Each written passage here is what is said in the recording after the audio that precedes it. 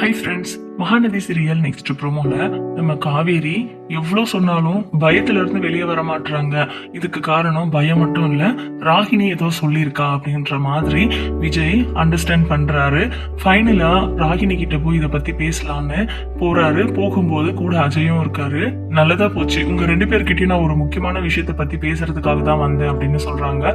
இதை கேட்டு அப்படி என்ன நீங்க முக்கியமான விஷயம் பேச போறீங்க அப்படின்னு நம்ம அஜய் கேக்குறாரு.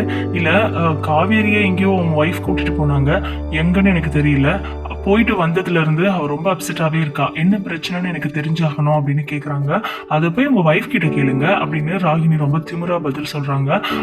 ஏற்கனவே ஒரு மன திமிரா பதில் சொல்லும் போது இவங்க பேசுனதுக்கு அஜய் அடி விழுந்து உன் ஒய்ஃப் கிட்ட சொல்லி வை, அவங்களுக்கு இந்த அடி விழும் அப்படின்ற மாதிரி மிரட்டினாங்க. ஸோ அதை நினைச்சு பார்த்து ஒரு அடி வாங்குற மாதிரி வேற கனவு காண்றாங்க ராகினி. உடனே இல்ல எதுவா இருந்தாலும் காவேரி வரட்டும், அதுக்கப்புறம் நான் சொல்றேன் அப்படின்றாங்க.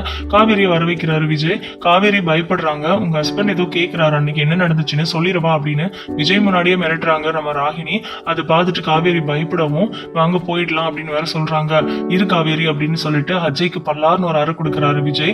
இதை பார்த்து பயத்துல நம்ம அஜய் இருந்துட்டு எல்லா உண்மையும் சொல்லிடுறாங்க வெண்ணிலாவை பத்தி. இப்போ அதுக்காக தான் போயிட்டு வந்திருக்காங்க, அதை நினைச்சுதான் இவ ஃபீல் பண்றா அப்படிங்கிறது நம்ம விஜய்க்கு நல்லாவே தெரிஞ்சிருச்சு. ராகினியையும் பாக்குறாரு, காவேரியையும் பாக்குறாரு, யோசிக்கிறாரு. பட் என்ன டிசிஷன் எடுக்க போறாரு, இதுல என்ன ரியாக்ட் பண்ண போறாரு அப்படிங்கிறது வந்து எல்லாருக்குமே குழப்பமா தான் இருக்கு. வெயிட் பண்ணி பார்க்கலாம். தேங்க்யூ.